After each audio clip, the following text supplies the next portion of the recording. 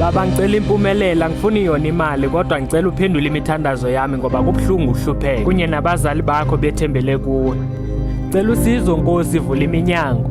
Cela ningangivaleli ngaphandle makwenzeka kuvela amathuba empumelelo. Mina igama lami ngingulomfana ophandayo ophandela abazali nabantwana basekhaya. Kepha imizamo yami abayiboni.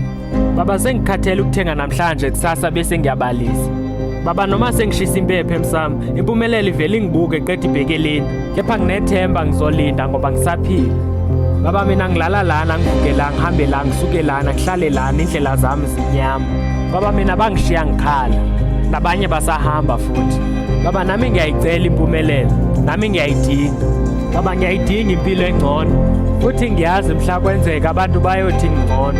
Bangivakashele ngilele bafuna uthatha inhlanhla yami. Abanye bayosola ukuthi ngithwele, kodwa ngiyazama ngiwangivuka phambi kwabo baboni. Mhla ngiphumelela bazozenza ngcono empilweni yami. Cela sibonisaneni ngolwazi esinayo ukuze sithole impumelelo.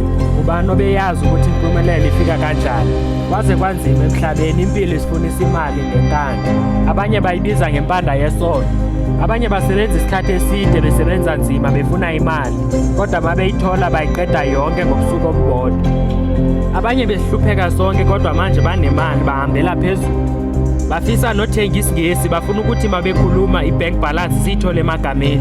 Baba ngiyayifuna impumelelo kodwa ngizizwa ngisaba ngoba iyamshintsha umuntu, futhi iyona edala impi nokuthakatha. Ngibona umndeni uhwebhana ngempumelelo yomuntu oyedwa.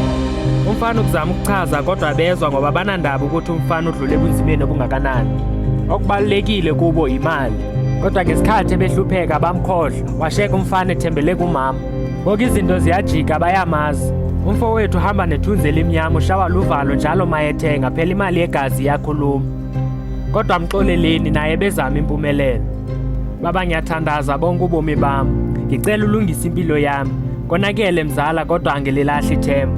Lungisa impilo yami, ungangithatheli phansi. Nami ngiyazama ukulungisa impilo yami.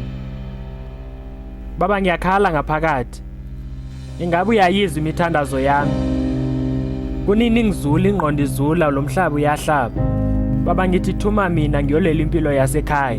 Ngithi makukhanye, yazi mina ngibusisiwe ngoba njalo mangiphuma emagcekeni ngihamba nomoya oyingcwele. Nalokho akwanele kodwa engikwaziyo imisebenzi yami yobonakala ngelinye ilanga. Ingakho ngibekezela ngoba ngiyazi sekusele kancane.